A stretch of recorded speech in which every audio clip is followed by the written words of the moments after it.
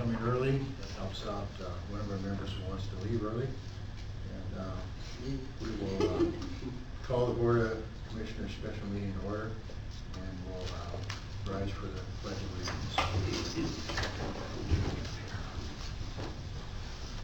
I pledge allegiance to the flag of the United States of America and to the republic for which it stands, one nation, under God, indivisible, with liberty and justice for all.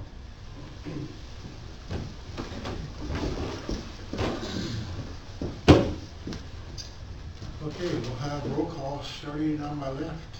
Jason Vanderbeek. John Crocker. Rich Boston. Bruce Ansel. Scott Fisher. Herschel Rostov. All right. There's no public comment I'm taking. All right.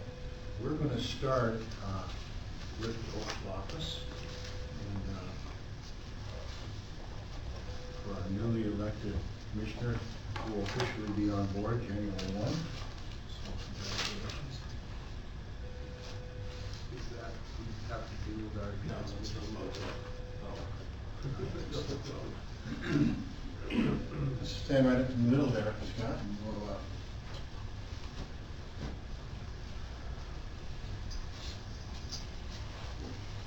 this is the oath of office for our fire commissioner. And if you would just raise your right hand and repeat after me.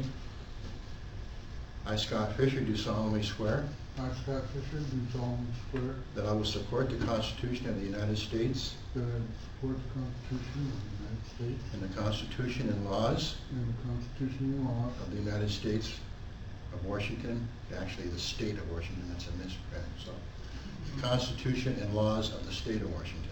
the Constitution and laws of the state of Washington, And that I will faithfully and impartially perform and I will faithfully and impartially perform, and discharge the duties of the office discharge the duties of the office of Fire Protection District 21, of Fire Protection District 21, Commissioner Position 3, Commissioner Position 3, in and for the County of Whatcom, in and for the County of Whatcom, State of Washington, State of Washington, according to the law according to the law and the best of my ability. and the best of my ability.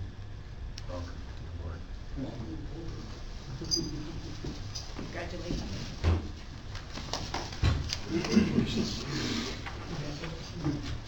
Congratulations. Welcome.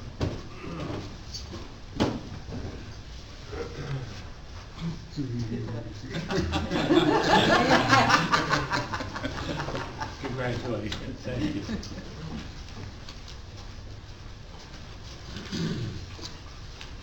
Well, we look forward to you working with us, Scott. And, be a nice addition to our board, so thank you for doing that. We will open the volunteer pension board meeting.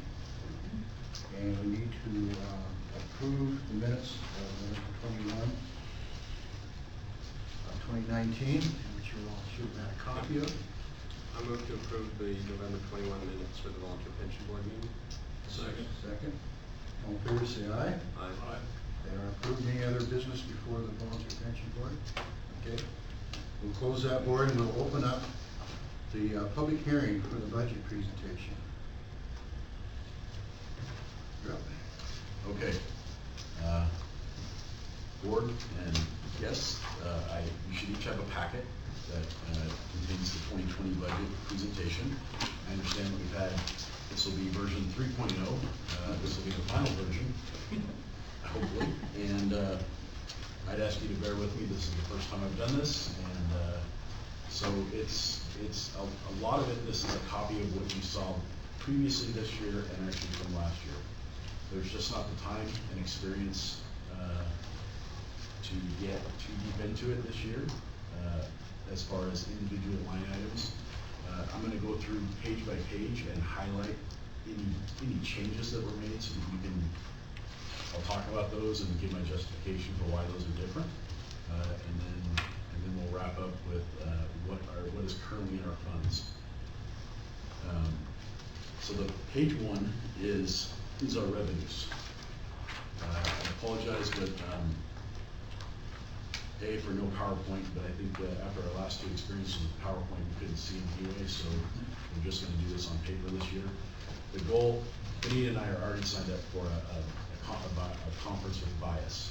And we're hoping to learn, we know other districts are using Bias to actually make the presentations. We're paying for the software. We might as well use it to its fullest extent as opposed to cutting and pasting into Excel, which is what we're currently doing. So we'll look for 2020, we'll look for a different look, but for right now, we're just gonna do this on paper. When is that? That is in February, so it's in the middle of February. So what you have here, starting, I'm gonna start on the right. So the peach colored or orange, whichever, is the 2020 budget. That's the 2020 revenues. The next column, the gray column, is 2019 actuals, and the column next to that, so the middle column there is the 2019 budget.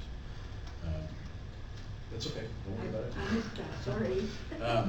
So you're gonna see, on the top line is current year property taxes. You're gonna notice a difference between 2019 budgeted and actual and what you see before you for 2020. The reason for that is that what I'm doing, or what I've asked to do, is I'm gonna show you everything the county told us we're gonna get. I'm not gonna project what we are or aren't gonna get. It's come to our attention that the word underreporting might not be the right word, but I don't have a better word for it. It appears that in the past that things have been dialed back, but this is gonna be a true and actual look at what the county tells us we're gonna get, or county expects us to get. And so in it, you'll see what's, at the end, you'll see what's going into reserves, or what we plan to go into reserves, into savings after, if we stay on budget. So it's just gonna be a clean accounting for everything. So you're not projecting delinquent taxes? Correct. Okay. So if we move down to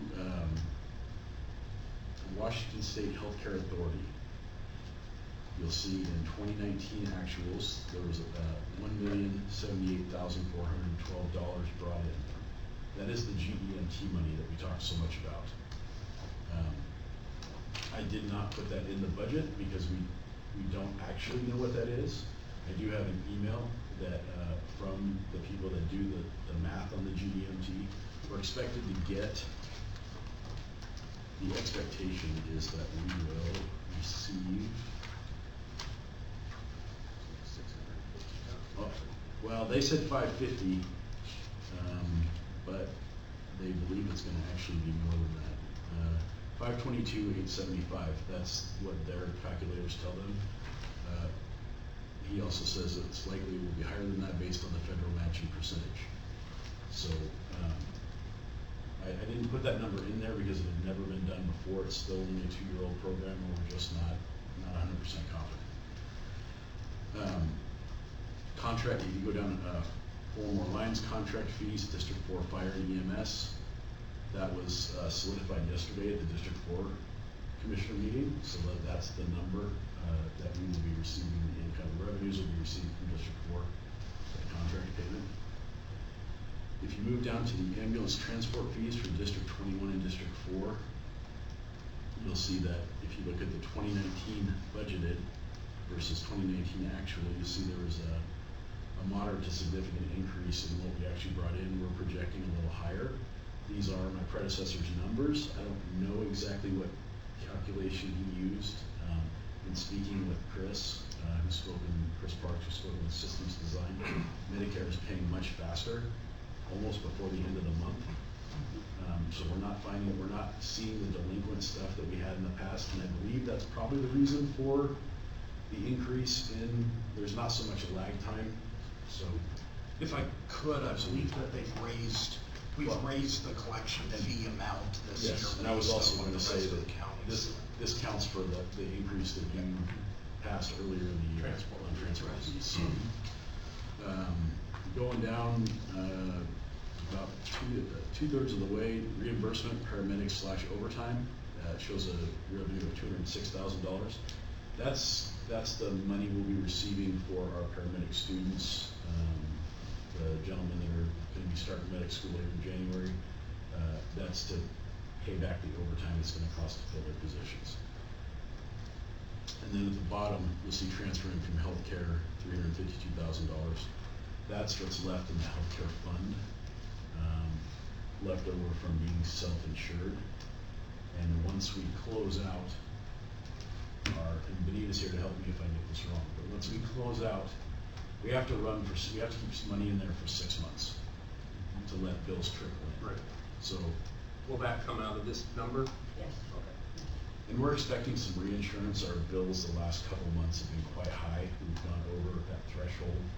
So we're expecting reinsurance to kick in, but as with anything, we don't know when or how much that will be. So all these revenues add up to $9,677,575. Once again, I realize that's an increase in what we've seen before, but this is just going off what the county says we're going to get. If I could go back real quick to current year property taxes, one thing we don't have from the county yet is new construction. So we know what the tax levy rate's going to be, but we don't know what new construction is. So we just used the number from 2019, which is $113,000. So we're expecting it to be more than that, but we didn't budget it to be more than that. Any questions on this page? Can I say something? Absolutely. The LTGO fund, you can see that there's nothing in there. There's gonna be delinquent taxes that we're gonna receive next year, but, our debt is paid. So, will there still be delinquent taxes earmarked for that fund? Yeah, Even though the fund is gone? yeah. It's Well, part of it was part of the contract, or the loan, Uh-huh. so, Will it go away the following year then? it depends. So, you know, we have delinquent tax going back 4+ years. Right, but it usually comes Probably, in another section rather than into a bond that we don't owe on anymore. that's the way it was set up, and it'll keep going in there until it's all done. That's the way they do it. Okay. So the next page is the budget summary by division for expenditures. And it's just, like I said, it's a summary page. From here, the next page, starting the next page, you'll see that we're gonna go through kind of division by division as far as what the line items are. So several changes that I have made to this are under admin and legislative division. And the third block down is computer software. You'll see in 2019 there was budgeted $15,000. The 2019 actual spent was $42,000. And the 2020 budget, I'm budgeting for $60,000. The reason being, these are ongoing, like things like bias and crew sense and some of these ongoing things. But we have a need, and ESCI has pointed it out to us desperately for some policy procedure. I spoke to you before about Lexipol. Lexipol is $10,000. Although there is a discount through our risk management company, I have not been able to pin them down as to what the discount percentage would be, but we are going to take advantage of that, obviously. That's already in the works, so it will be somewhere less than $10,000. The actual bid for Lexipol is $9,269, and that will be to get us up and running with some legally defensible policy procedure that's applicable to Washington State and these federal standards. An additional $20,000 of that is a program called Operative IQ, which is another suggestion by ESCI, and it will replace Firehouse. We currently use Firehouse. We use a free version of Firehouse with no support for maintenance records in the shop, as well as inventory. And it can be very difficult to use. Once you put something into it, it's impossible to fix it. Because we haven't had consistent people using it, I'll just use a quick example. We'll have somebody put in 52 extra large t-shirts, and then they'll put in 52 extra large t-shirts. Does that make, it's just because there's no solid way to use it. Nobody knows exactly how to use it. It's just, it gets passed down word of mouth, almost like a story from the old days, because we get no support. We can't call anybody to ask what's the most efficient way to use this. Inventory is a big thing with the auditor. They wanna know where chainsaws go, where hats and t-shirts and boots and all this other stuff that we have go. Operative IQ allows us to keep track of all these things, do barcodes through a simple program that firefighters can understand. They can do it as a collateral duty, or we can assign someone to do it, through a different, whether it's the ops chief or the maintenance personnel. We've been talking about hiring. There's all kinds of different ways we can do it, but it is a modern, in the 20th century program that many departments are using. It also allows us to track rig checks, do daily checks, which are required by OSHA, by computer. We currently do all this on paper. At the end of the month, the binder gets cleaned out, it gets sent to Station 63, it goes in a box, and it sits in the mezzanine for 20 years. We have boxes and boxes and boxes of paper. If we actually had to go back and find a rig check, it would probably take us a month. This allows the lieutenants, the captains, the operations chief to be able to see at a glance, rig checks were done. If we have an accident with something, we need to know the rig check's done, where the brakes looked at. This allows us to do that. This allows tracking of cleaning of gear. Operative IQ allows tracking of cleaning of gear. So the ship today has a fire, all their gear is marked dirty, it gets passed on to the next crew, they clean it, it gets marked in the computer as clean and reassembled, and we give them back to the person. The district now has a record that, yep, your gear was cleaned correctly, it was run through an extractor. So Operative IQ brings us up to speed on all these things that we currently do, either through paper or through word of mouth pass down. It bundles all of this into one, and it makes us much more efficient, and it improves our record keeping, which is something the auditor looks at. That's what L&I is gonna look at if we, heaven forbid, we're having an incident with somebody. It just cleans things up and makes it much tighter and a much efficient operation, so. So this is a purchase price, and I Yes, sir. imagine there's a support price. There is a support price after this. It's the purchase price is $7,000 over the maintenance price. So next year you'll see a cost of $12,000 Okay. for the annual upkeep of it. There is site visits. They put all your forms into a computer. Something you can do with an iPad, and then they come out and they actually will train us on how to do this and make sure that we're up and running and do it, and then it just continues with ongoing remote support. So. Another item that's in the software stuff is the inspection software for the engine companies to go out into the field and do computerized inspections and move away from paper forms that are not searchable. They can't go in for licensing and things like that for daycare centers. So that's another piece that is new software, and that's part of why the budget's increased. We're becoming a modern fire department. We're trying. Sounds like a really good investment. Yes. The next piece you'll see, the next big change you'll see is under professional services, admin, and legislative. In 2019, the budget was for $75,000. 2019 actual was $51,000. This is for the SCI report. I'm leaving it at $55,000. We have several things that we're going to need to do some work on. One of them is yesterday I received the petition to merge from District 4.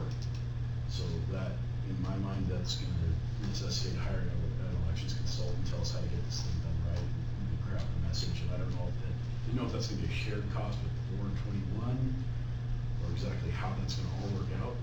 The other piece that we have, I'll talk about it a little bit later, but we're going to need to do some political action. You're going to need to do some political action on a bridge we have in our first new district that is really, it's separated Blaine from Birch Bay as far as fire response. And it's going to severely impact both Blaine and Birch Bay of a fire response in either one of those. And it's going to require kind of an all hands effort, probably by admin and labor or legislative and labor, to see if we can move the ball at all. I'll talk a little bit more about it later, but it's something I think we're going to need some help on. Do we know last time Ladder crossed that bridge?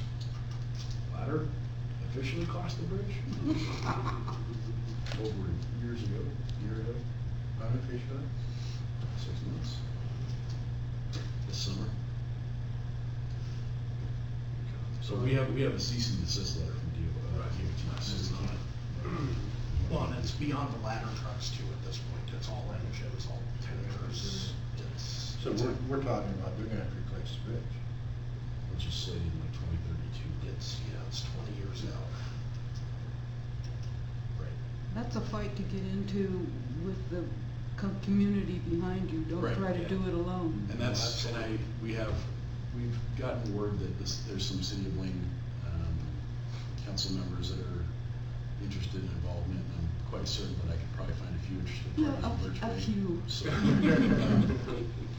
that's why I said it's gonna be an People all are hands so effort. pissed off. Right, it's gonna be an all hands effort, but we are gonna have to coordinate how we do this, and I don't know exactly what I can do or what we can do, but I think we're gonna need to have someone help us sort out how to do this most efficiently. So that's the reason for that cost there. 4 down from that is cellular phones. It's just a slight increase, and I just wanted to explain it away. It's not huge, but as you know, we went to a new RMS recording software for EMS called ImageTrend. We purchased iPads, and the thought was we could use Wi-Fi off of the 8 cars, and it's been problematic for 12 months. It drives the guys crazy. It gets dropped. They don't have data on these iPads. It's just linked to Wi-Fi. And if you get too deep into the house, you lose it. If you're on a reserve aid car that doesn't have Wi-Fi, it's super problematic. And so I'm proposing that we go to an iPad with data and use a data plan so that the guys can, we're asking them to do their job. We need to give them tools to do it. So this is a tool they need to do their job. Can you say something? Absolutely. Okay, 7 up from the bottom, day of administration fees.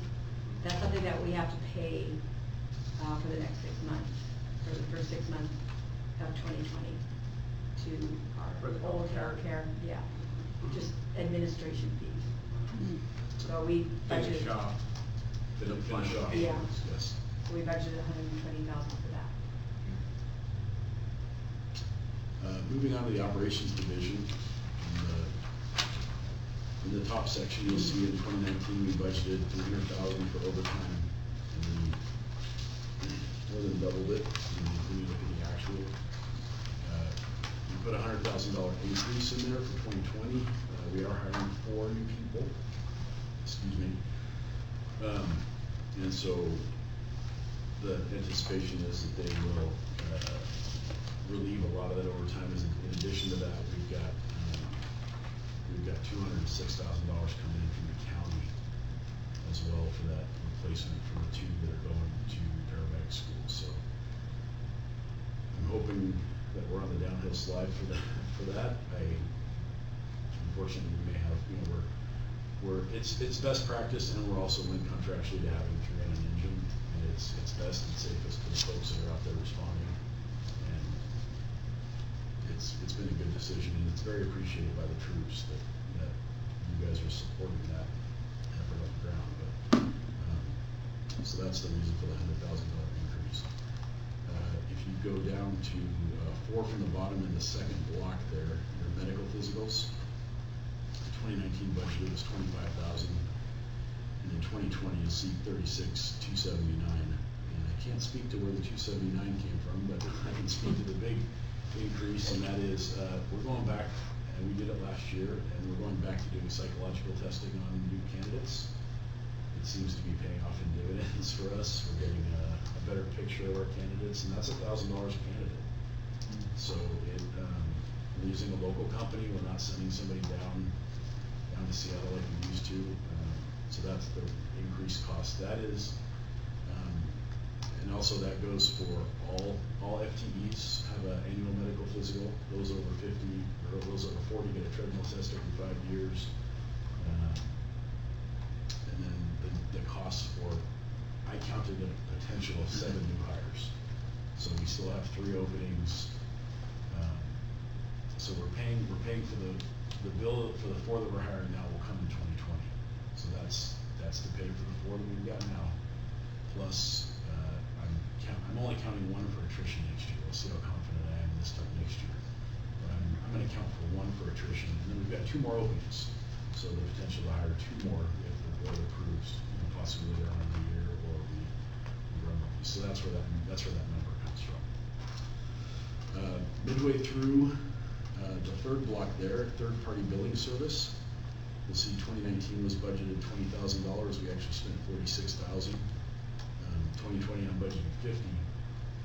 I'm not sure why the budget was set at $20,000. We have to pay systems design to report for us to get the GEMT money, and that cost us $30,000. So that accounts for that increase.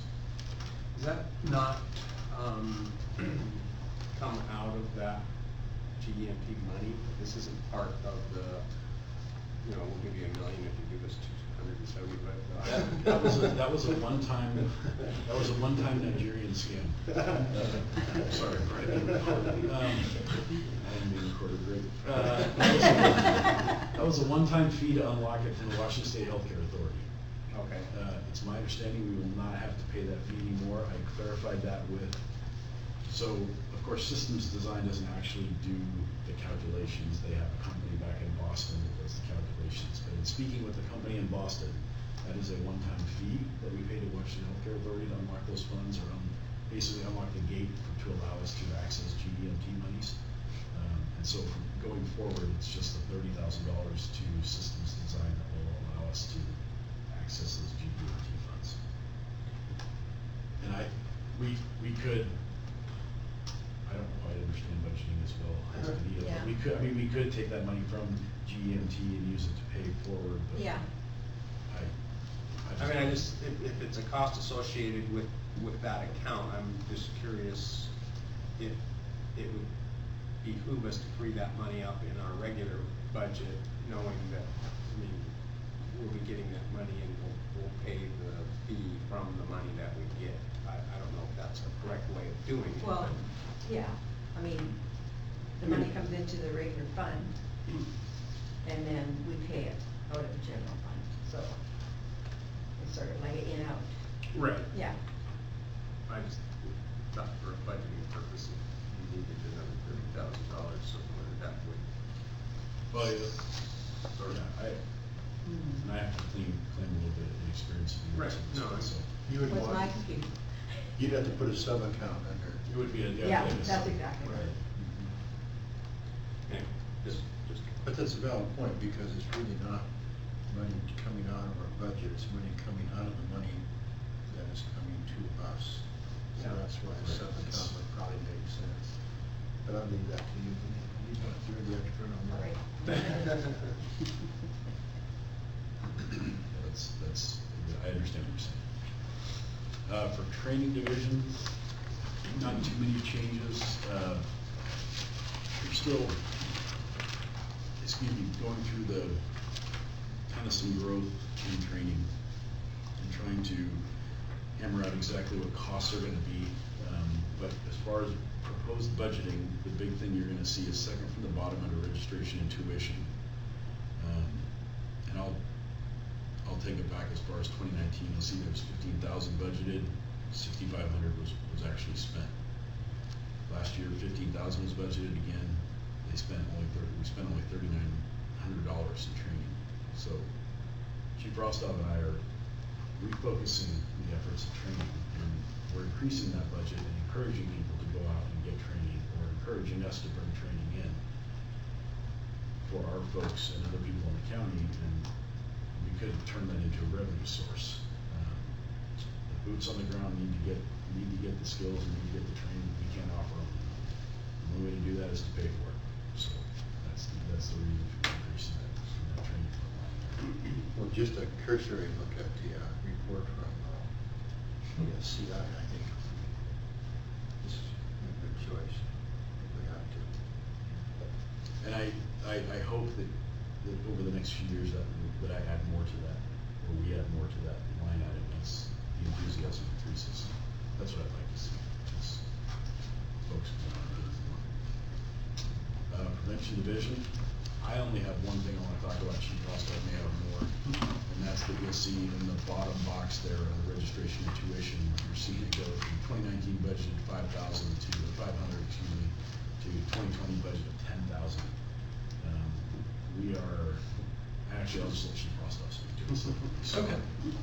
One of the things that we're doing to increase the capacity, since we have one person in the division at the moment, we are limited in capacity to be able to do fire investigation, and also more plan review and field inspections. And so with one person having that skill and capability, we're not really preparing for future generations to move into these spots. We're not giving them the training, and we aren't preparing for days off, vacation, those sorts of things. So you'll see at the top of the page under the overtime budget, there's a $10,000 overtime budget that is in there under prevention. That's to establish 2 fire investigator positions, which will be existing firefighters or officers that will be trained in addition to their normal duties to take on the fire investigation duties. That'll allow more capacity for us to call out additional members in the department to respond on investigations. The same thing will happen with fire prevention in the form of a deputy fire marshal that will also be a line person that can come in on overtime to do that type of work. The certifications are necessary to go through that, and there's going to be some recurring cost, but a majority of that cost is going to be in the year 1 time frame when we get everybody through the certification process and the initial training that goes along with it. It was obviously mentioned in the report that, having some more capacity for that would be nice, and it allows us to move forward in those areas, and that's what those budget line items are. Okay, so moving on to facilities, you'll see on the top line there, 75,000 budgeted for salary for a maintenance, and I hate to call it maintenance, in my mind it's so much more than that, but a facilities manager, facilities head, lead, and then an additional, in the bottom box there, appliance purchase and repairs. I just bumped it up just a little bit, but it's for, when you start replacing mattresses, stations, they're getting kind of old and gross, and that's been a request, and it's easy one to fill, and it makes the troops happy, and having slept in the beds a year ago, they weren't that great, so I can't imagine any better today. So, and going back to the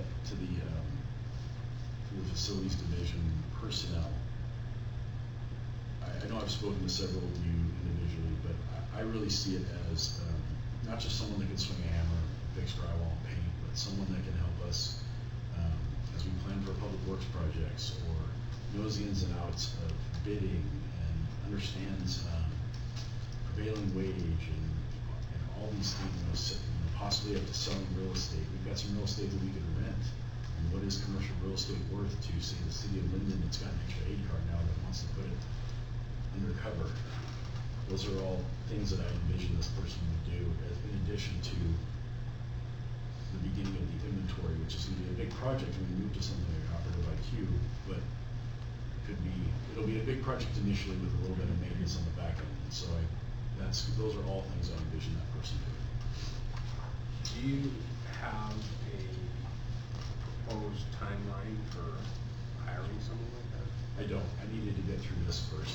I mean, are you thinking maybe by mid-year? I would say first quarter, at the end of the first quarter would be I'd like to get it up and running the first spring. Is that a realistic salary budget amount? That was a number you threw out there, so. So yes, it's perfect. It might be for 3/4 of a year. To quote a well-known person, that was a perfect phone call.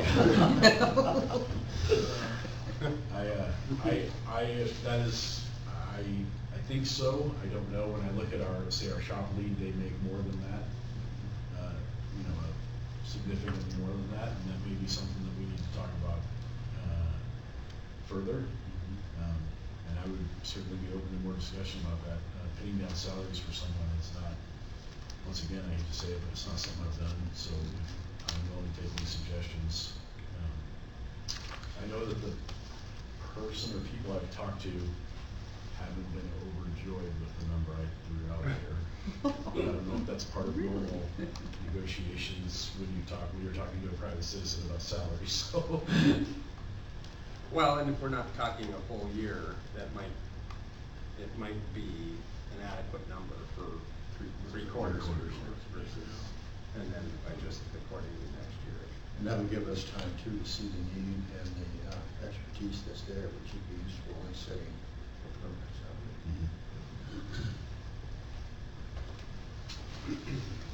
So there's no more questions on that. Moving on to vehicle maintenance, which we're getting close to the end, I promise.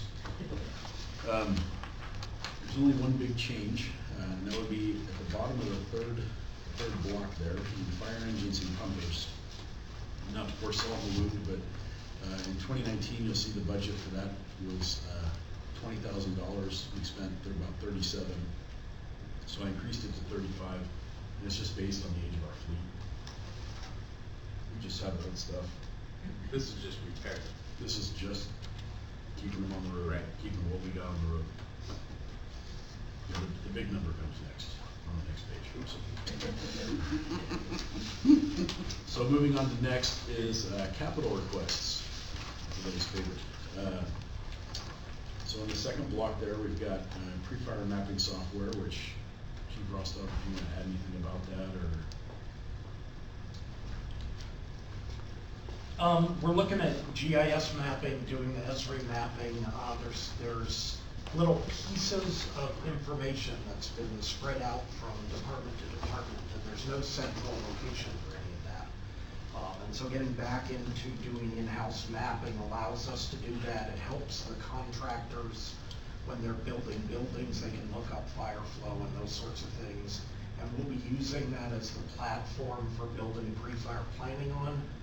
We're going with the web-based version, which will allow the officers on the rigs to pull up a web-based map with all of our own specialized pre-fire information in it. So things like fire department connections and hydrants and Knox boxes, stairways, anything that we put in there will be viewable in the field from the web version of that software.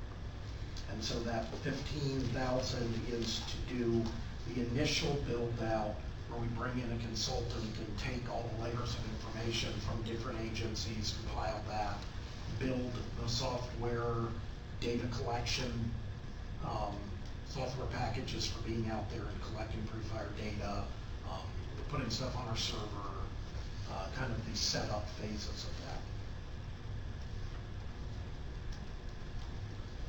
Next item will be the forcible entry prop, which would be up at Station 63. It would just be a clone of the one that's at Station 12, just offer our northern crews another chance to train on something. We've got a homemade one that we've broken so many times you can't hardly weld it back together anymore.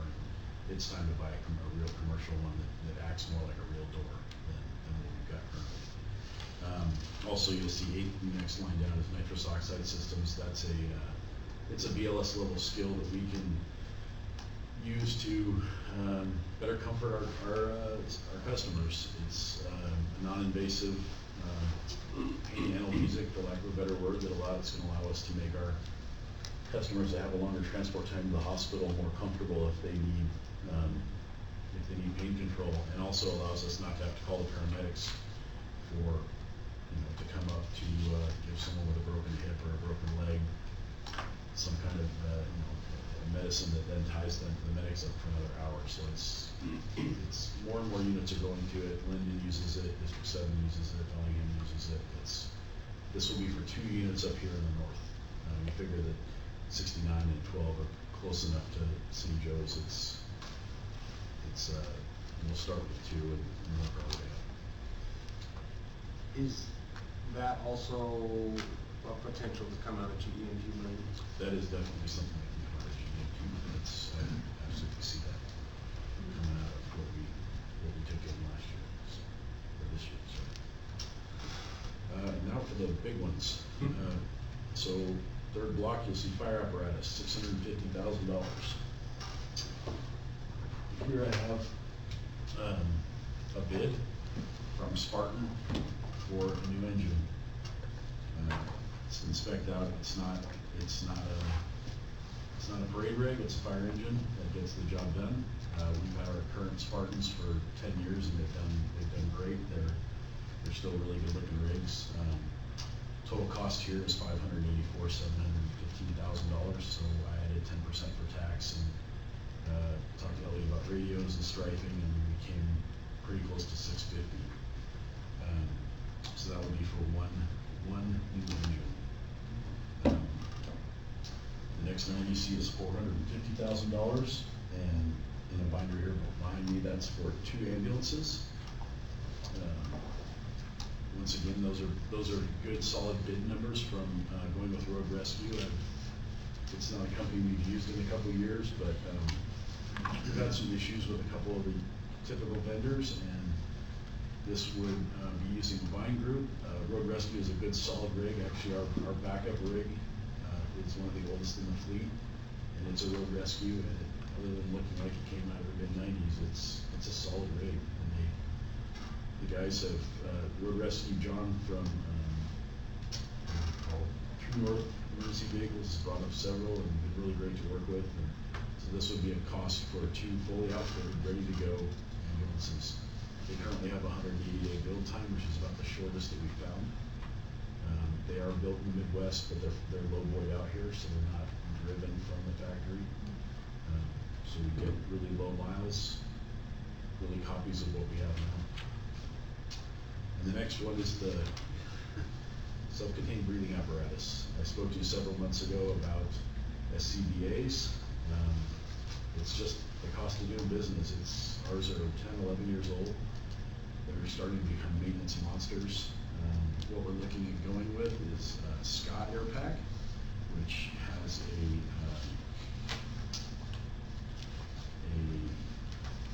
warranty for life, which is new this year.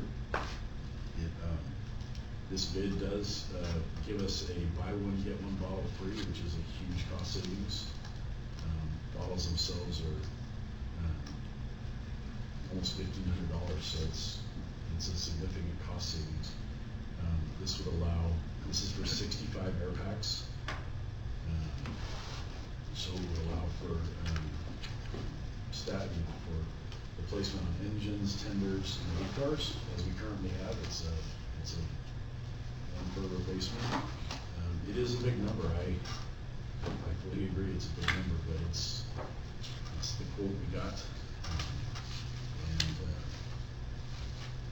So all those combined are a grand total of, we're asking for capital purchases of $1.781 million.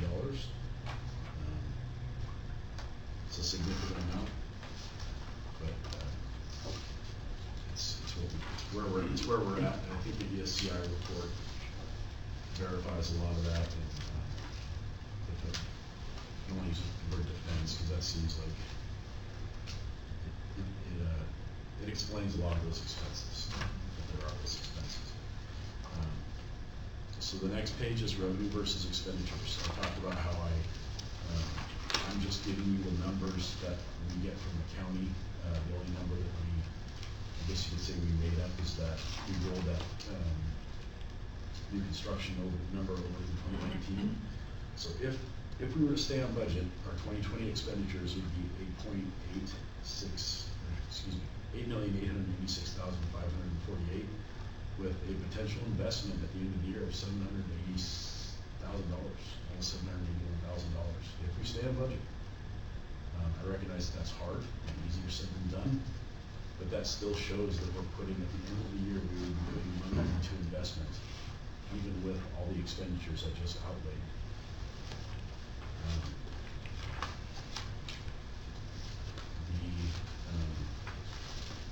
One thing I didn't talk about, and I'll need to go back, is that does, those numbers for salary and admin, if you go back to the admin page, that does put in the same rate, wage increase, and same incentive increase that the represented folks got for the admin staff.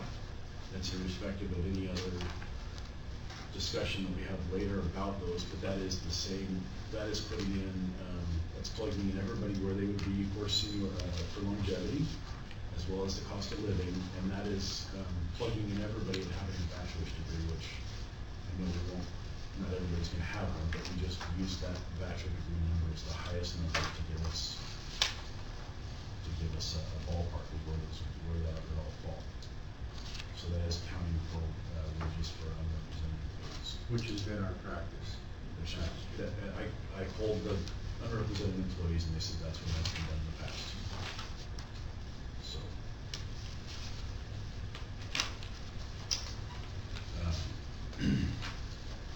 You'll see on the next page that payments owed by District 4 and 21. In 2020, District 21 will have no debt.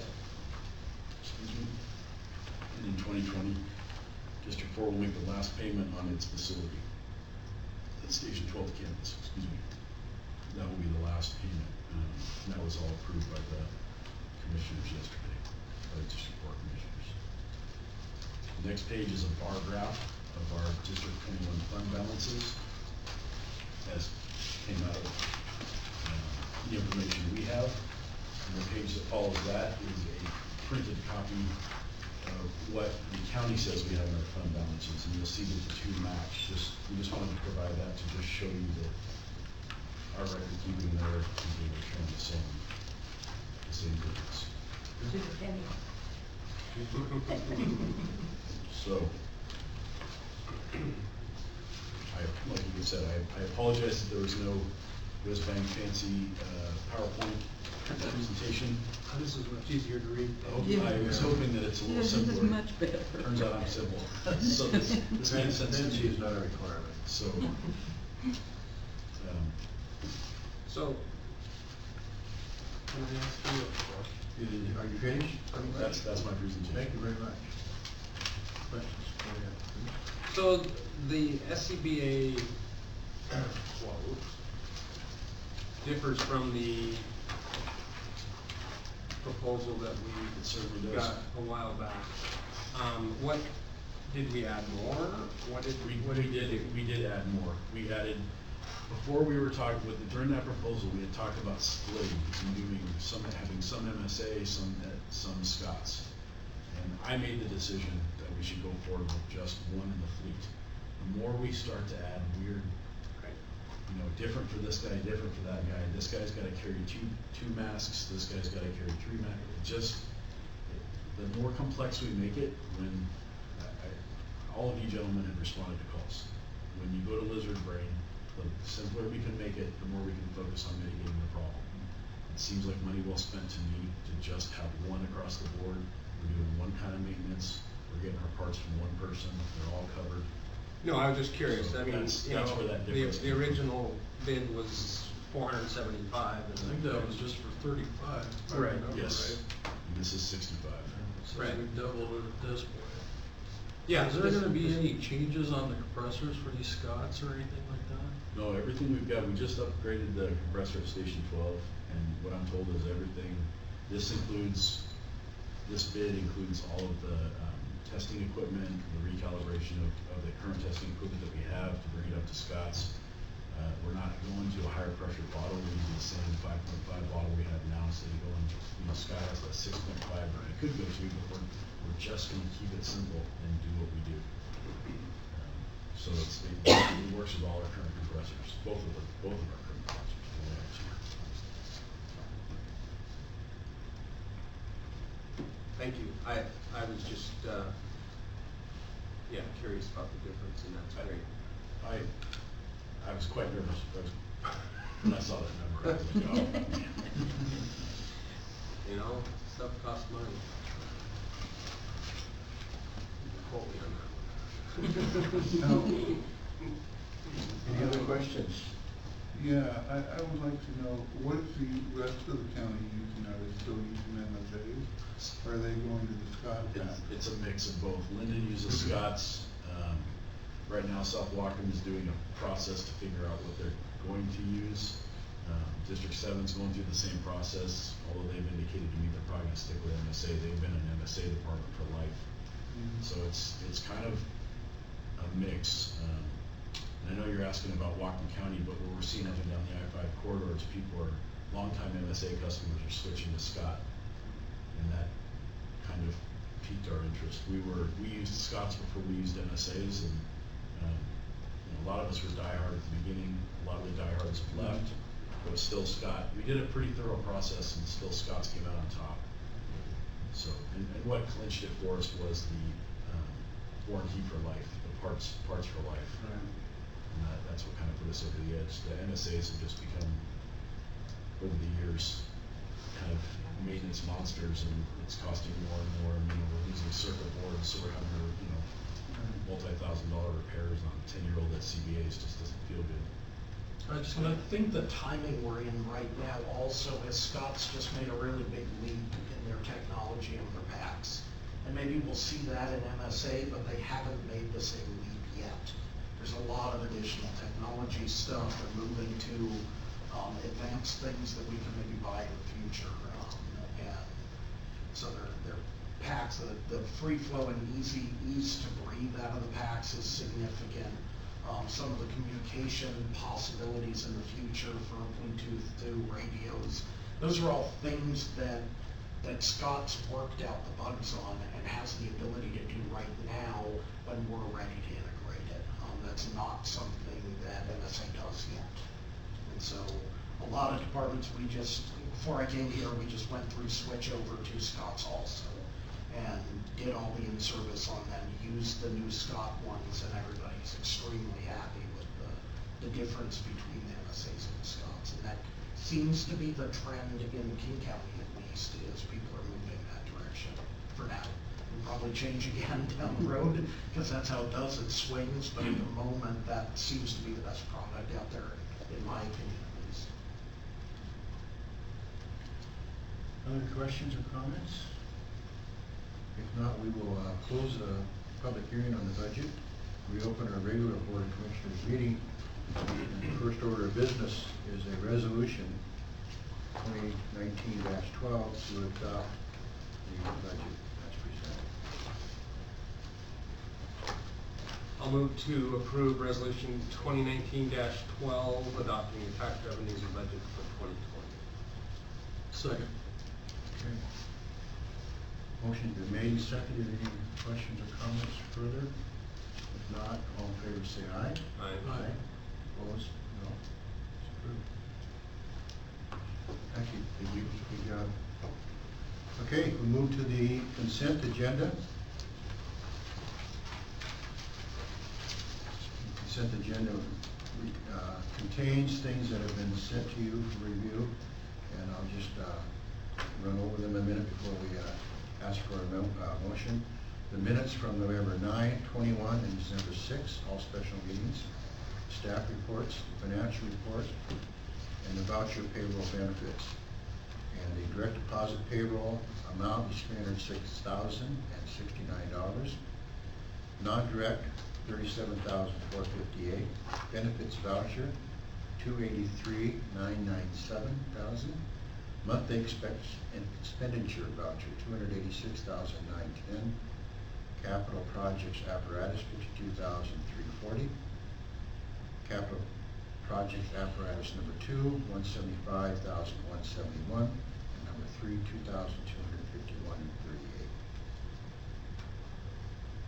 Is there a motion to approve the consent agenda? Move to approve. Second. Seconded. Any comments or questions? Just now, reading 1, 2, and 3 on the capital projects apparatus. So, number one is the shop truck chassis. Okay. Number 2 is the new aid car from Tri-Van. Gotcha. And number 3 is the striping of the Thank you. Yep. Any other questions or comments? All in favor of the motion, say aye. Aye. It's unanimous. Commissioner meeting reports. I think we've got a couple. John, you want to go first? Sure, so I got some, letters here. First one is from First In Training. Jack Graves sent me a letter, just kind of summarize this. They have 18 students enrolled in their program. Right now, they spend half their day at school, during high school and college credits, and they are fortunate enough to start our drill days at the training center at Brick Loop, drilling every Thursday and Friday. Is what they're doing. They're participating in hose testing and cleaning up after multi-company engine drills. They're watching firefighters on the drill ground, which they feel is invaluable to their development. They are looking to expand to 2 daily sessions in 2020, one in the AM and one in the PM. And they are looking for a buy-in from all the schools in the county, because currently they only have students from Bellingham and Meridian School District. They're looking for somebody to spread the word, with a great opportunity for students to earn credit learning skills in the firefighting field. They have 2 students that went out and got their wildland fire certification through their training school, Fire Tech Academy. And they're looking forward to working with us in the future. That's about it right there.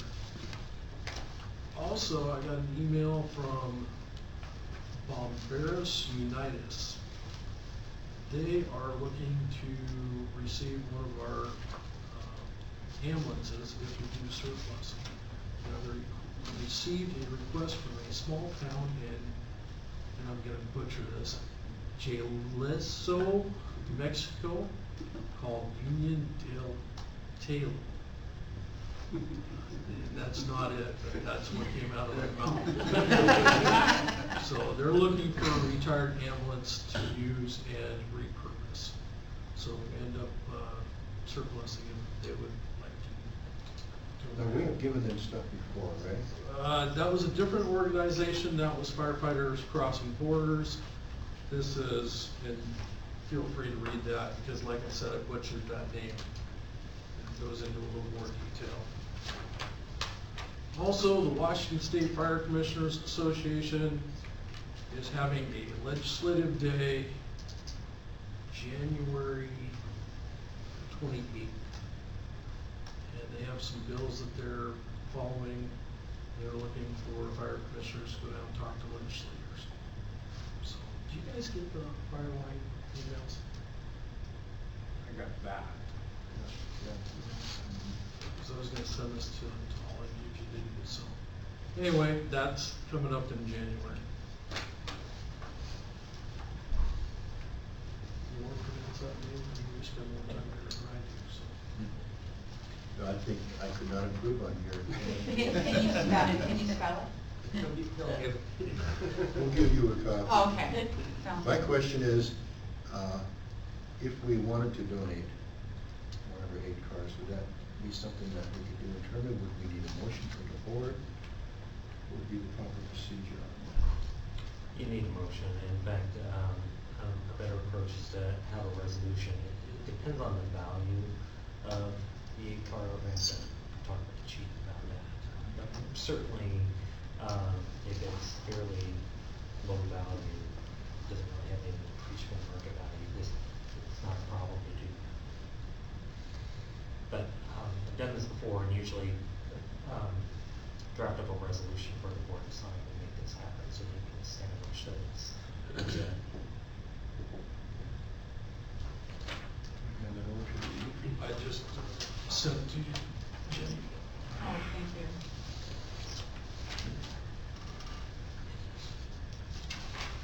thank you.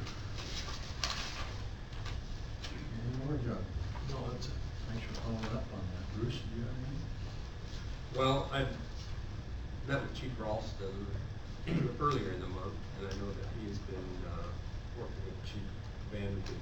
I think there was a question about reimbursement for him if we were going to use him sort of in a consulting position. I think we've decided at this point at our last meeting that we weren't going to move forward with a full-time chief position, you know, potentially using Chief Ralston, but there were DRS issues with that. And so I guess my question to you, Richard, is can we, you know, either pay him an hourly like we did Kevin Taylor? That shouldn't impact his DRS issues if he's just sort of giving us a day a week or a day every couple weeks or so. Can we pay for that service? Is it stay plus? Yes. It's fine to do that as long as it doesn't impact his PERS. The problem that we had was, and I forget what the details were, but it would have been fine if the only retirement account that he had was left. Right. But it complicated it with PERS and, He took it early, that's what complicates it. or, exactly. So, Yeah. I know that if he is a employee per se, that he would probably not be able to do that. Right, and so just as an independent contractor might be fine. I don't know as I sit here, that would just be a quick question, the DRS, as long as he's a you know, independent contractor, it's paid on 1099, probably not an issue. You just pay him on an hourly basis. Right. So, I mean, I would like us to look into that. I mean, I don't know how often you used him, Chief, or intend to, but I think we still have this window from now until at least the end of January where I would think we would like to use him, and I know that he would be probably more than willing to just donate his time, but I don't think that's fair. And so, do you have any idea of how often you would? I spoke to him yesterday about it, and he's ready to come in every day, 10 hours a day. I pushed him off till after the first of the year. Just said, let me, I think I need to get through this first, and then we did talk about creating a financial plan, and so that's when we had talked about reconvening was after the 2nd of January. And I was kind of waiting to get some direction for you from, like I said, he's ready to go 10 hours a day. Right. Which he can. Right, and I So. told him that wasn't fair or what we were looking for, so. Can I ask you something? Could we just set him up as a vendor and pay him that way? Or would he have to have a permit or a license to? I don't think he has to have a license. No? No, no. You could just do an independent contractor agreement, fairly simple agreement. Again, I don't think it is gonna impact his PERS, but you'd have to confirm that. Can we figure that out? We will, I've already got it written down. Okay. And then, as some of you may know, we had a day-long meeting with retired Chief Andy Hale, who came over here from Spokane for another reason, but happened to pay us the visit. And I thought that was a very enlightening opportunity for him to see what we do and could potentially be someone we could use if he continues to be interested. And we can talk more about that, perhaps in executive session as well. But I thought it was a good day. For him to see who we are and us to see who he is. And he's got a chance to talk with the staff, with the ops chiefs and the division chiefs and labor as well. And I was in most all of those meetings and talked to a couple members of the board as well, and the feedback was positive from all of them. So I think he's gone back to Spokane and is going to have a real heart-to-heart discussion with his wife and decide what it is he can potentially do here. And he too would be impacted by the retirement system. And I've talked to Melanie twice now at DRS, and it is a 160-hour threshold, but she was very cautioning to say other departments have tried this and failed because they bring someone in and it becomes full-time, and then it results in suspension of retirement benefits, but it also creates a hefty fine to the organization for trying to circumvent that retirement system process. So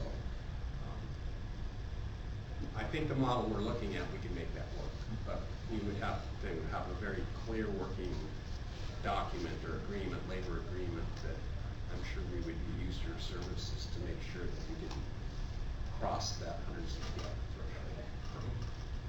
So that's maybe something coming. Third meeting, I missed you at the Whatcom County Library trustee meeting.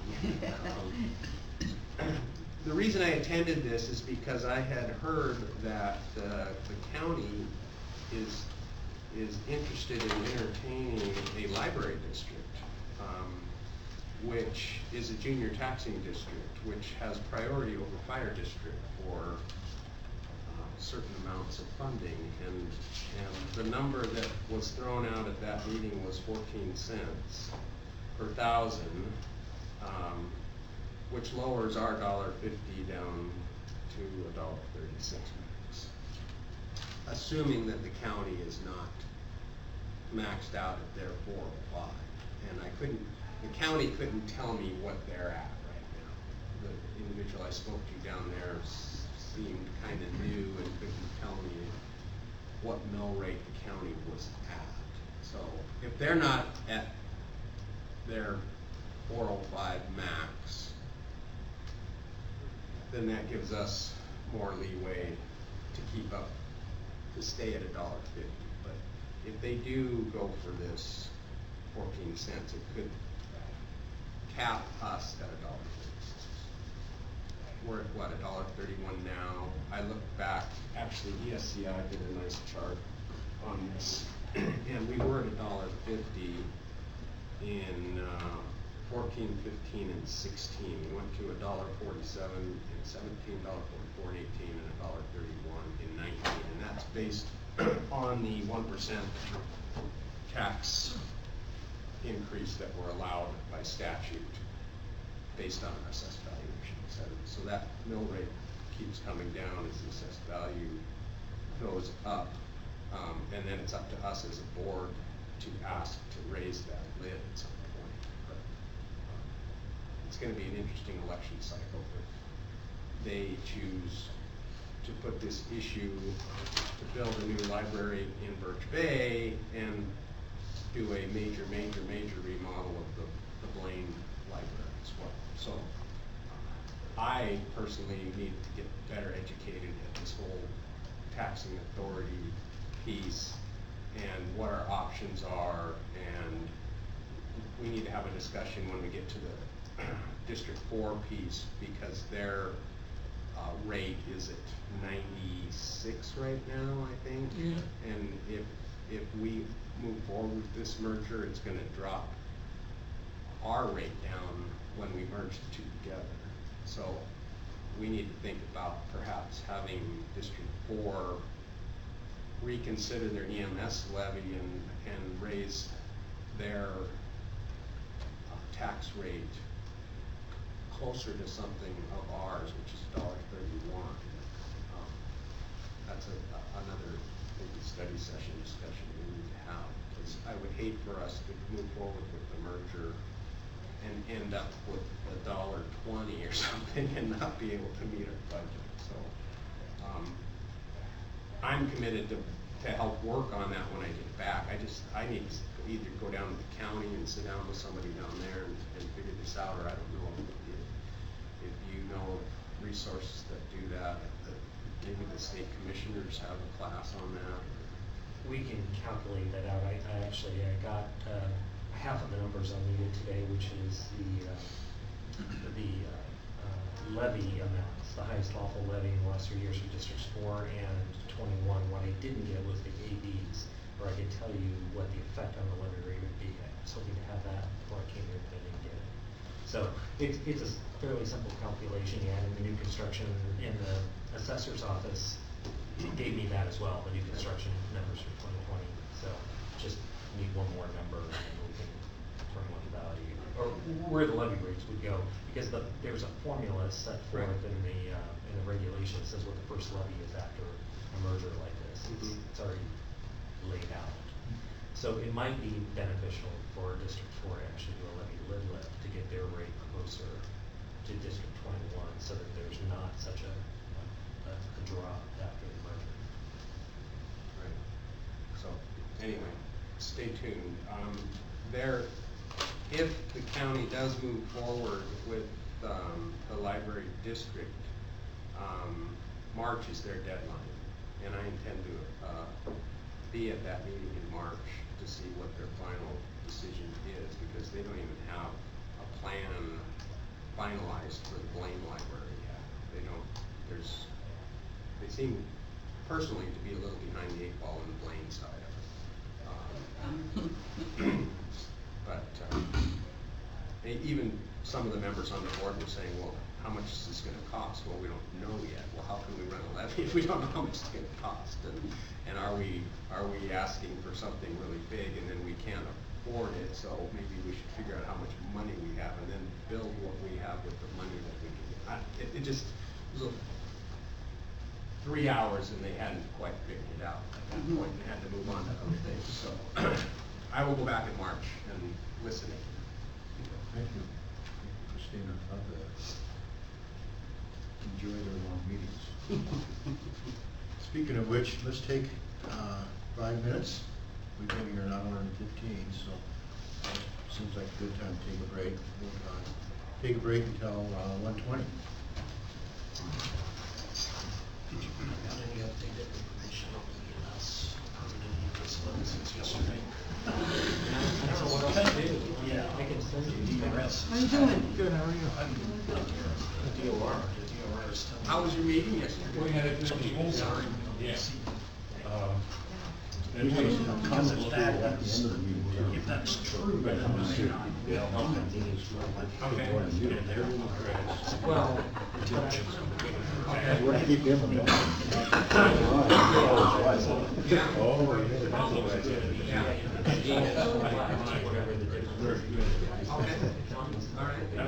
Yes, well, I mean, we're not experts at it, that's for sure.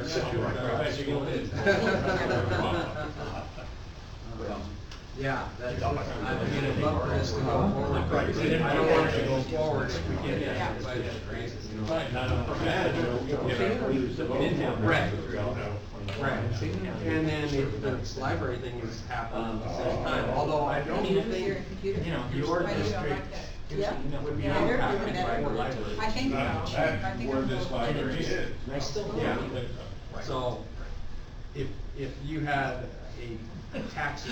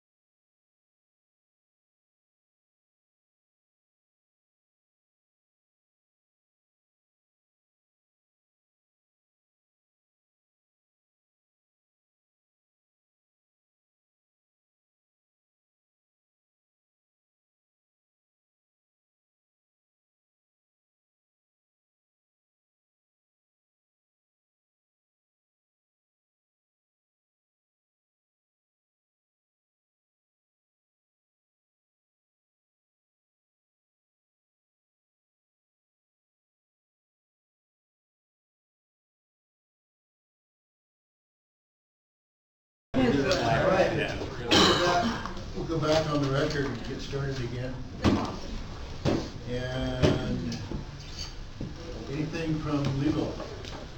I'm gonna hold off until we get down to the petition for District 4 and weigh in at that point. Okay. Unfinished business, SCBA. We just talked in the budget presentation about the purchase of SCBA's, and I just wanted a thumbs up to go ahead and start that process. Good. All right. We authorized the money, right? I did. Okay. And ESCI,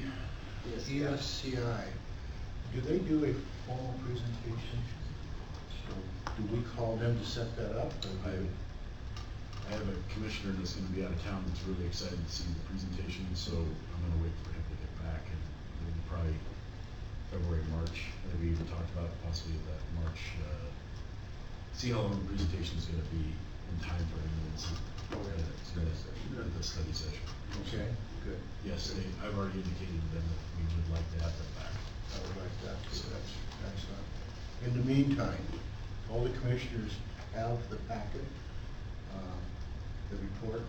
I'd originally thought about dividing it up, and I studied it last night, and I just can't find a reasonable way to do it. So, can I borrow yours a second, John?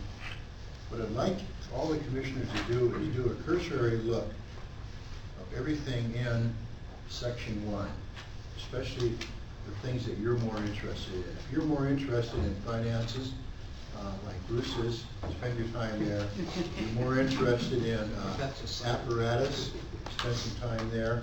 But give that just a light read, but spend your time in section 2. This is the recommended strategies that they're proposing. This is what they're saying we should look at doing, and that's what I'd like all of us to be well versed in prior to that meeting, so we are not caught like we have been with Reddit. So, we spent a lot of money on this. They did a good job. I think it behooves all of us to study it and be familiar with it, so we can ask the right questions after the presentation.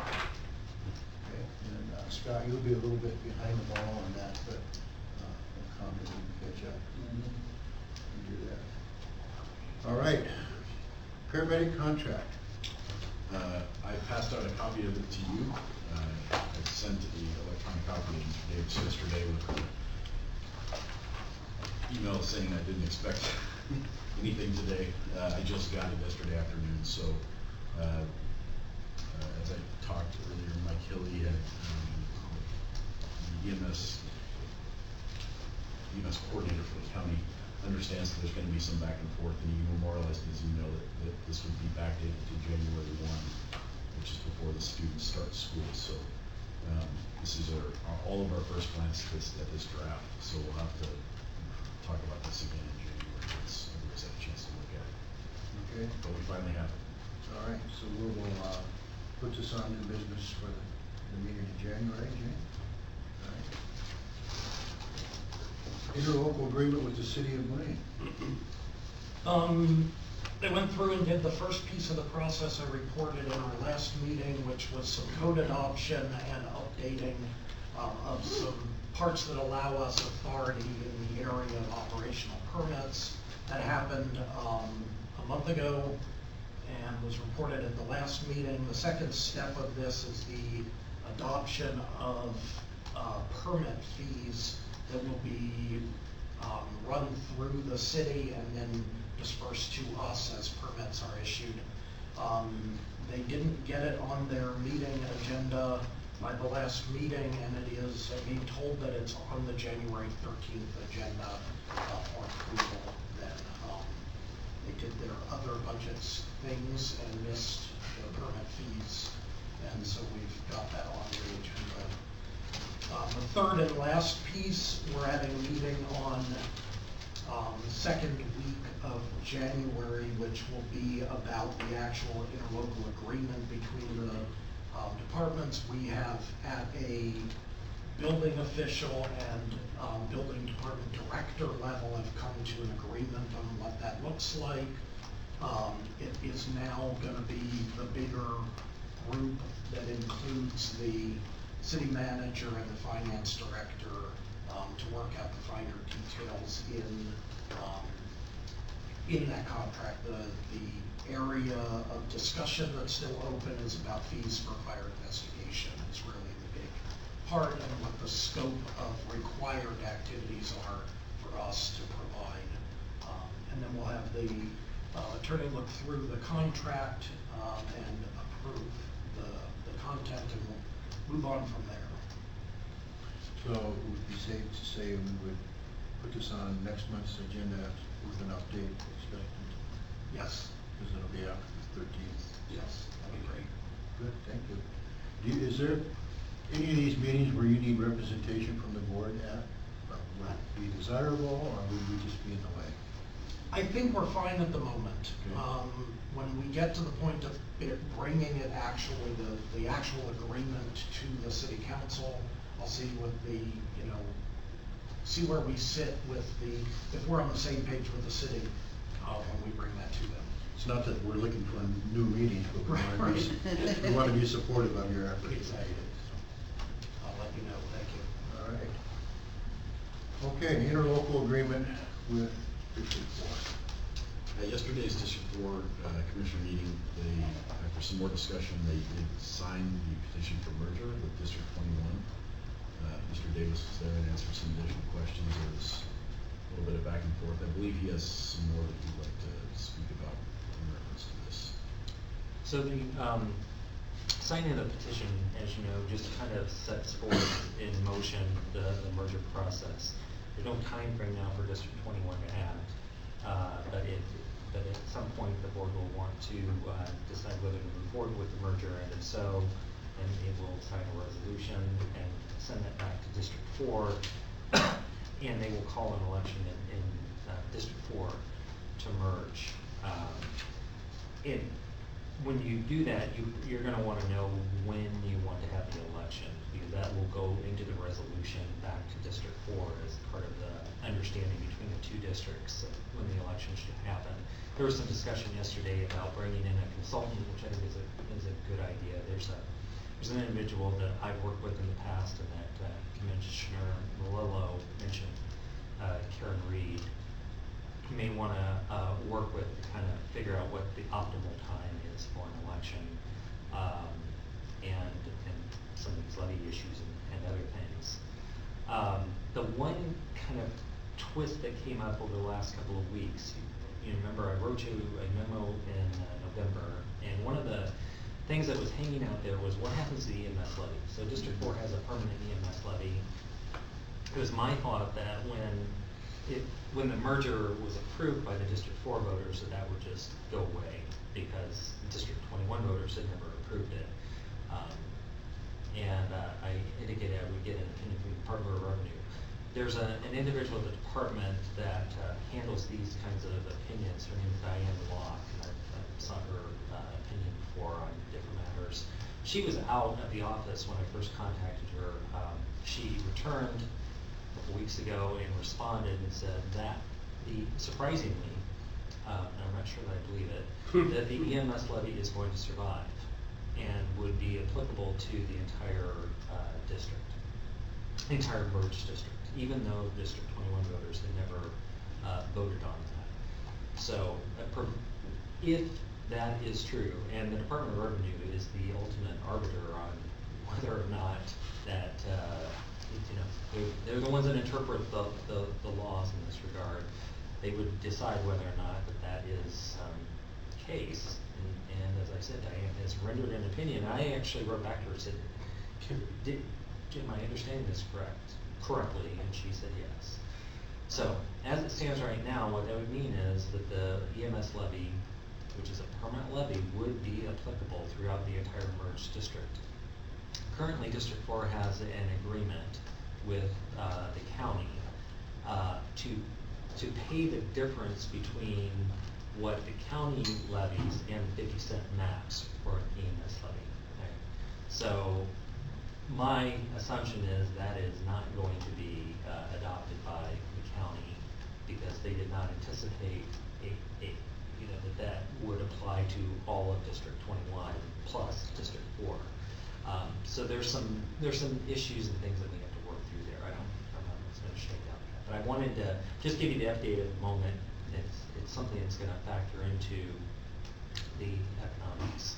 Because whatever the county does not levy, if the EMS levy does in fact apply to the entire district, you can levy the difference. So if the county's levying 30 cents, you'd have a 20-cent EMS levy that you could levy.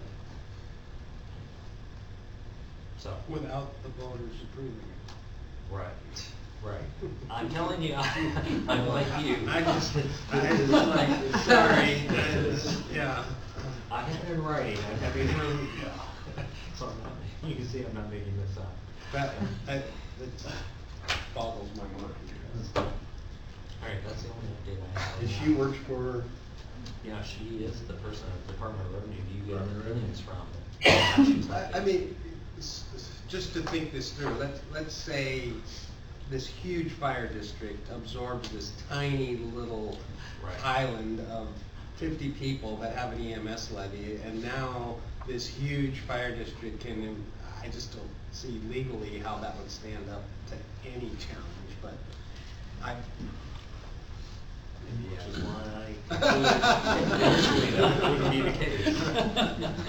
we'll give a little bit of time for this to settle out. I'm also, the other Like thing that I second plan to opinion. do is when, the new assessor takes office locally here, I was gonna get in touch with the assessor and say, here's what I know, here's what I expect is gonna happen. Would you also independently verify this? So, That'd be a good idea. yeah. Yeah, wow. Yeah, that's a lot. That could be some bad PR. Political impact. So there's nothing that District 21 board needs to do at this time? Not at This is this all time. on District 1. Well, the Do ball we- is in our court here at District 21, but there's no time frame by which you need to take action. So there's, I think, this issue, the financial piece of this, you're gonna wanna think that through, what election you wanna bring this, it should go to, and all of that kind of stuff, you're gonna wanna think that through. So it would not be the opportune time to make that decision now? You want to wait for the summer information? I think so. Okay, make sure I understand. There was another, document, and I don't have it in front of me, when you sent that packet out. But one of them was the District 4 request to merge, and then the petition for merger, and then sort of our acceptance of that. And then there was at least another document or two after that. So you're saying that today we don't have to do anything that says is this the whole packet? Maybe I can figure this out. Sure.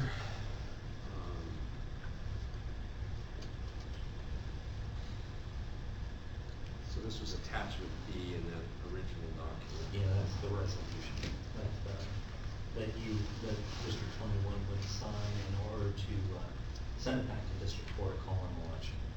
Okay, so this would be specifying when we would want to do that. Yeah, I think you would want to do that in the resolution. The Gotcha. sample that I attached doesn't have that in there, but this would, again, this was just kind of a sample. Sure. template resolution. Okay, all right, so we don't necessarily have to respond then right now to this. Thank you, Jim.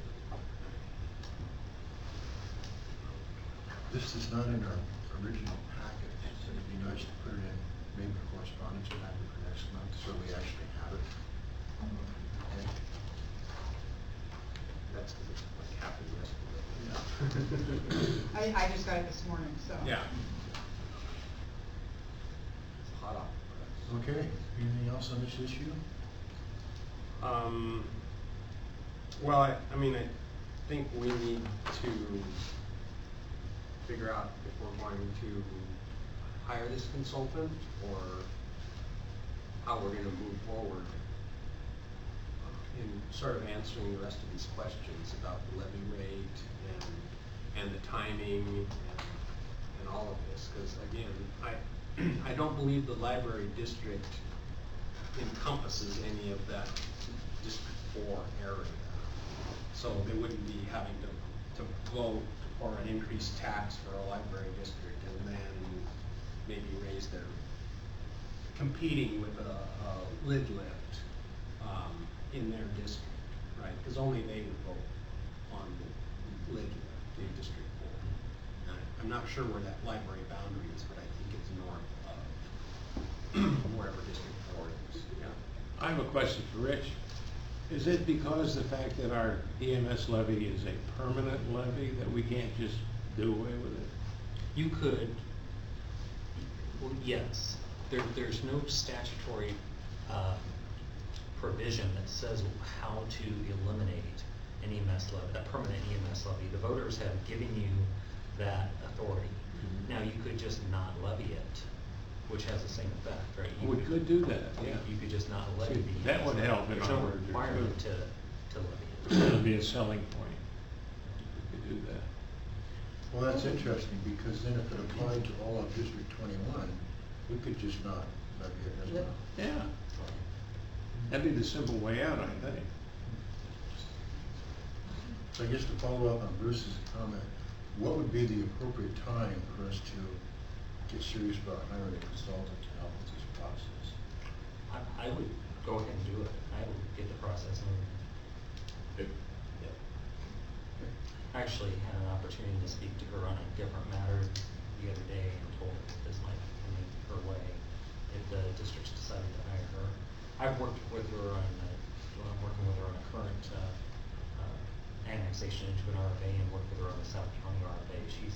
She's familiar with these kinds of issues and has worked on the Marysville RFA as well, so.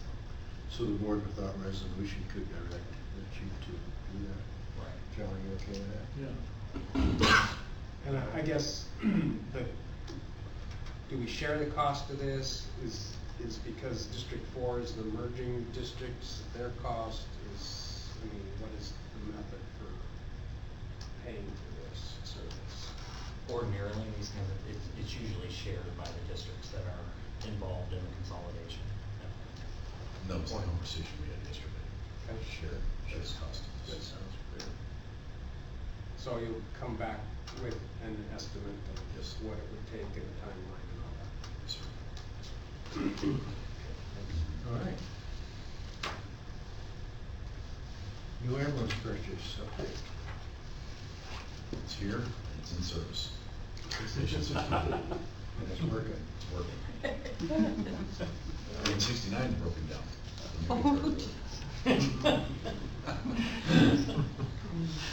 We should replace some ambulances. I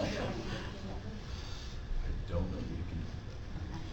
I'm sorry, where did we say it is? It's a Station 63. It is, It just went in service, fully went in service yesterday. So Okay. it's gonna be there for its, what do you call it, shakedown cruise? Yeah, it's there for the shakedown cruise. We'll see where it may end up somewhere else later. but- Sea trials right now. Right, that's correct, it's the sea trials. So, All right. How about the And Valley? let's- Go ahead. What fund did that come out of? There was a question at one point whether that had been budgeted for, and it was partially budgeted for. 2 years ago? 2 years ago, they budgeted 100,000 for it. Okay. The following year, they budgeted nothing for it. so did that come out of our capital reserve? Yes, sir. Okay. Thank you. Valium ladder truck swap. We are working on a date to swap rigs, to get the shops coordinated to, they want to look at ours, we want to look at theirs, So it's still moving forward. moving forward. All right, let's go on to new business.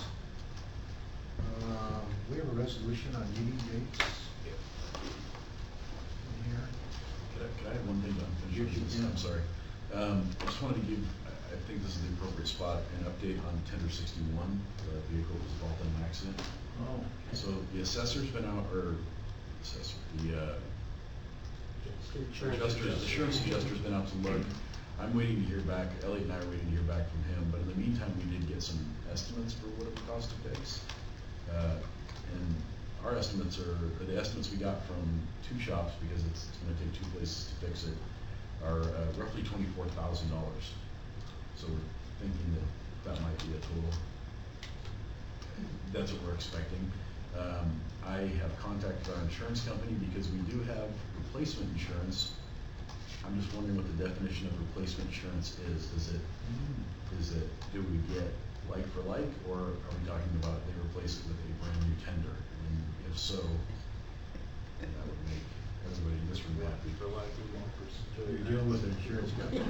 Yeah, I was gonna say, I'm not getting my if it's hopes for a up. brand new one, I'd like to know the name of the company. Did he just sign the warrant to pay the insurance company? So I feel like they should give us a brand new one. But I'm in contact trying to figure out what does replacement mean? Okay. So, And that place, that city that you pronounced, they could maybe be interested in the other one? Don't know. Don't know. I mean, if it's fixable, repairable, That then. it's repairable. Is that the reason for the tow bill that I saw? yes, sir. That explains a lot. All right, you'll update us on that. Yes, sir. Meeting dates, resolution 2019-13. You had that, that's pretty standard. Yep. Is there a motion to Thursday, approve that? 4 o'clock.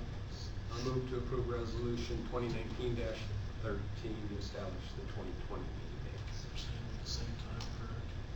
Yes. All in favor, say aye. Aye. Surplus vehicles. You wanna address that at all? There is a resolution in here.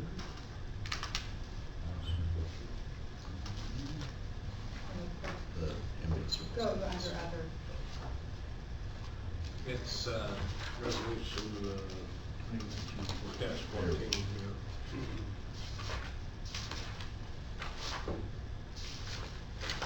There we go, okay. So resolution 2019-14 to declare 4 ambulances as surplus. They are listed in here, you can see their age. So everything from 1998 to 1992. There's pictures of the 4 apparatus on the back, and they're just not apparatus that have been used at all, even in reserve status in years. So they're just taking up space. And money, Insurance and. insurance and maintenance and all those things. I would make a motion to approve 2019-14. Second. Any discussion or questions? All in favor, say aye. Aye. Unanimous. Cancellation, go ahead. So I'm just getting back to the question of whether we can donate one of these. I'm assuming we'll somehow get a value of them. Yes, we'll figure If out. we surplus them. I talked to Jenny, we've done this before with a different outfit, so she was just gonna go back and review what we did prior. But then we'd have to just determine if it was, is there a threshold for value, or is it just? No, but there's costs associated with selling and marketing it and all that, and ordinarily what we do in this resolution is just stating that administrative cost effort associated with this just outweighs the benefit, and so it's a de minimis market value, and you can donate it. Okay. Are these drivable? Mhm. So they could be driven to Mexico.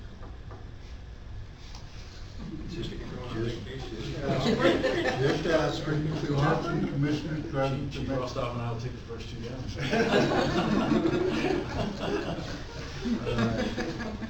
See if I can find any other volunteers. 2019-15, cancellation of a warrant. This is a doubly invoiced. Yes, sir. Pretty straightforward. I'll move to approve resolution 2019-15 cancellation. I'll second. All in favor, say aye. Aye. That is approved. Dakota Creek Bridge.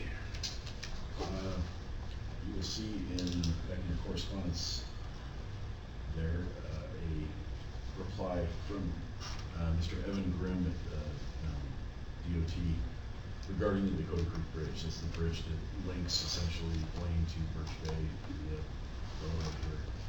And we are prohibited from anything bigger than an ambulance crossing that thing anymore. And that's gonna put a significant increase in response time into Blaine or Birch Bay, whichever way you're looking at it.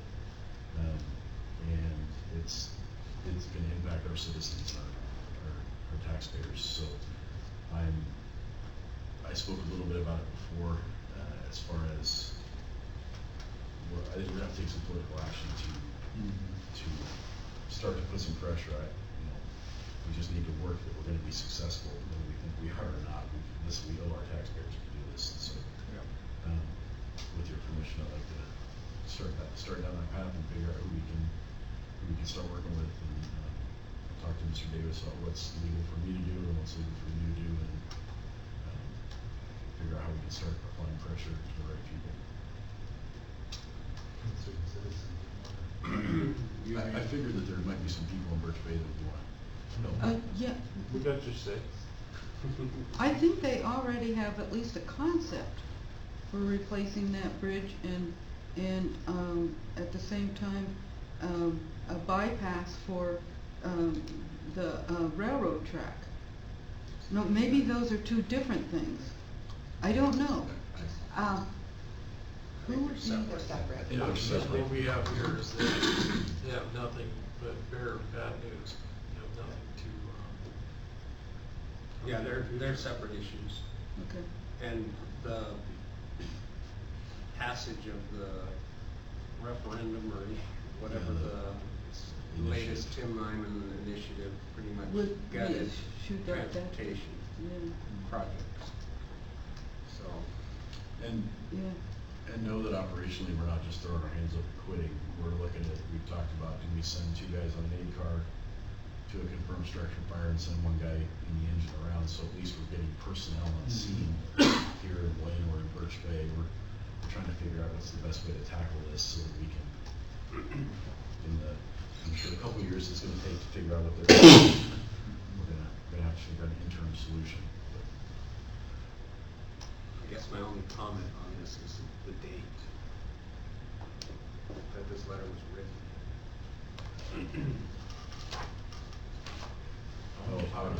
It was something that was batted around and was brought forward, a couple months after it was received back.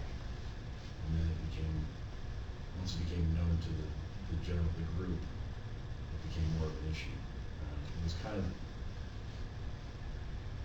I wanna say ignored. It wasn't looked at. It wasn't looked at as a serious impediment, but this is a huge liability on our part. So,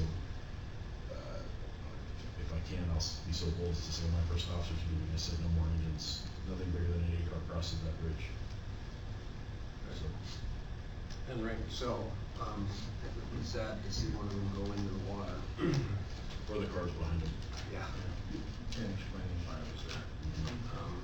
Well, I mean, I think politically that's part of our job, and whatever we need to do to schedule meetings or whatever we need to do, whoever, let's find out perhaps who that is. WashDOT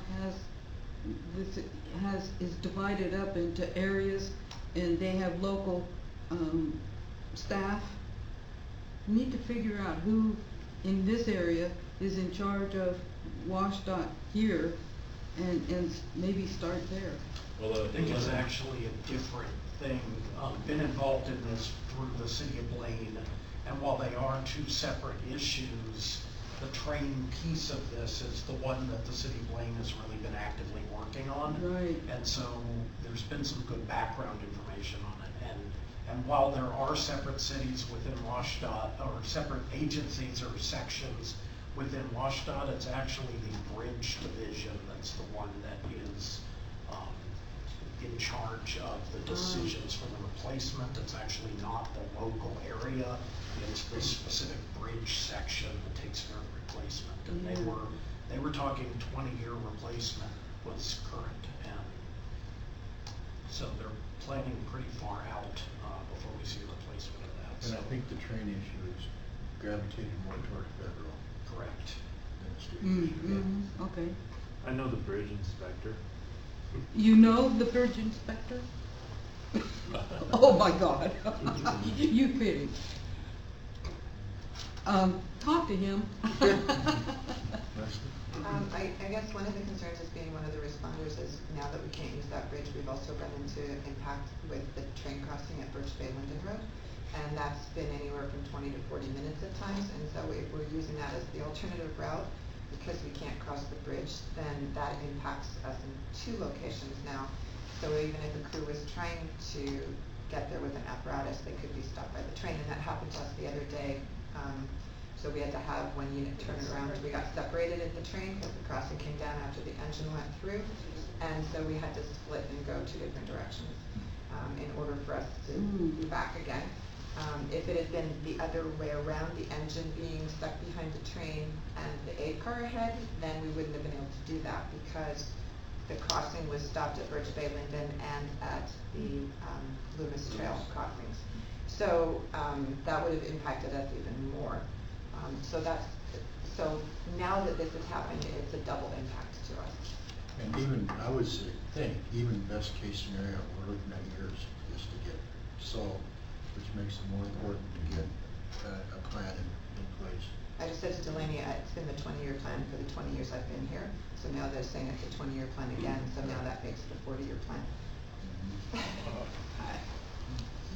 I'm having hard time finding some of my words.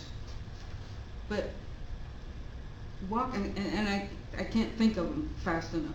But Whatcom County has a road engineer, the guy that was in charge of taking care of doing the berm, the engineer for that. Why don't you get county involved in this? Don't do it just by yourself. Well, I think Yeah, we we'll can go. turn over every rock that we can to figure out, I know a lot of these players too. I'm more than willing to help with meetings and Good. I'm gonna keep you up on let's that. set up a list and a timeline and how we can be a part of that. And then let's just leave it on the agenda for updates as needed. Code adoption. Just a high-level update for you. Every 3 years, the fire code, building code, all of the codes get a new version put out, and they get adopted by the state.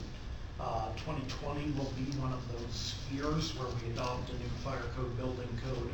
That happens July 1st at the state's requirement, and so the individual cities and the counties can make modifications that make the codes more strict within their boundaries. So for the first time ever, we'll be involved in the code process for the city of Lane as their code officials. And so we will be able to modify some of the code requirements for the city of Lane. The other piece of this is that majority of our fire district is, the rules are designed by the Whatcom County Fire Marshal's Office. And they have been exceptionally lenient in the way they adopt their code. For example, their fire flow regulations are 0 fire flow required up to a 4,000 square foot house. And so there hasn't been any pushback in the past to address those shortcomings in perspective from the County Fire Marshal's Office. I was at the last Whatcom County Chiefs meeting, brought this forward. We are going to work on a consolidated effort from all of the Whatcom County Chiefs to address and give the county recommendations about what the code requirements should be in the future, and we'll try to influence that to be a lot closer to what the real code requirements. My perspective is that, you know, taking water and putting it on fire is a physics equation, and that doesn't work any different whether you're in Whatcom County or King County. It takes the same amount of water no matter where you are, and we need to take steps forward to convince them of doing that. And so we've got some activity that's taking place, and we are also trying to combine the approach of multiple different cities to their own code adoption requirements. The last thing I'd like to add is food trucks. Food trucks has become something that's extremely popular out there. You see them all over the place. There have also been, for the last 3 to 4 years, there have been a lot of incidences across the country of them blowing up because they're typically propane powered, or at least the cooking appliances are propane powered. And a lot of times, we'll see food vendors just on the side of the road doing some vending right there, but what is also common is having food vendors in the middle of the 4th of July thing, where you have thousands of people surrounding really populated areas surrounding these food trucks. And so there's been no regulation on the fire code or fire aspects of food trucks in the past. The new version of the code that's coming out has fire code regulations for inspection of food trucks and is attempting to make them better. The reason I'm bringing it to you is that the organization that represents the food truck owners has been very vocal for the last 2 years.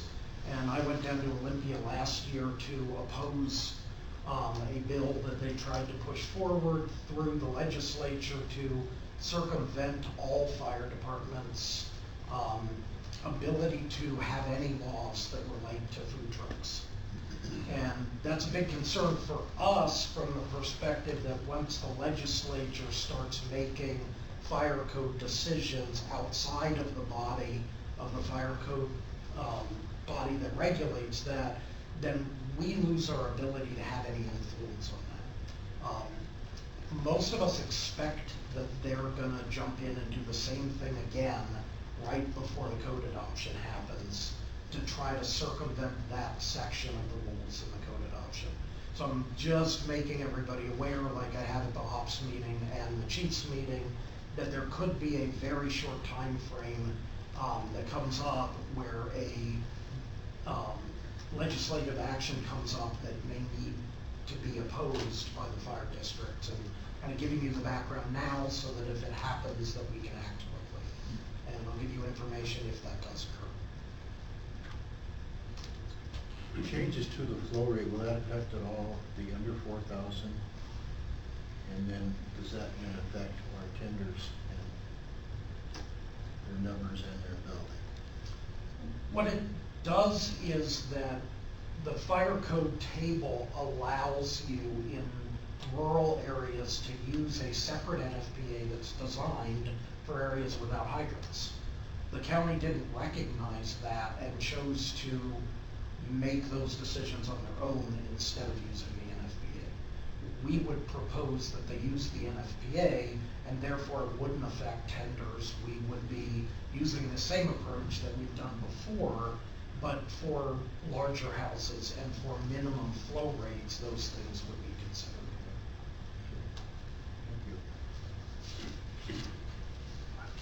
Thank you. Okay, correspondence is included in your packet. Any comments on any of that? If not, policy and procedure, I'm sure there aren't any policies and procedures listed, right? Next board meeting is the 16th.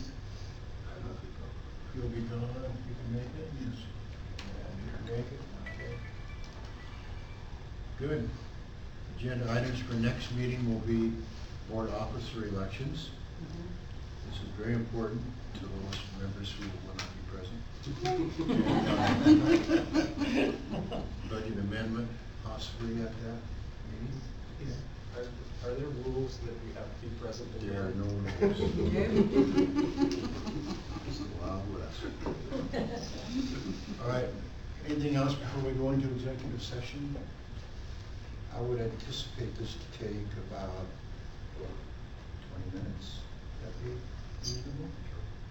So we'll be back at 2:30 or sooner. The sooner we'll come out and let you know. If later we'll let you know. Will you be taking action? No. Well, just a second.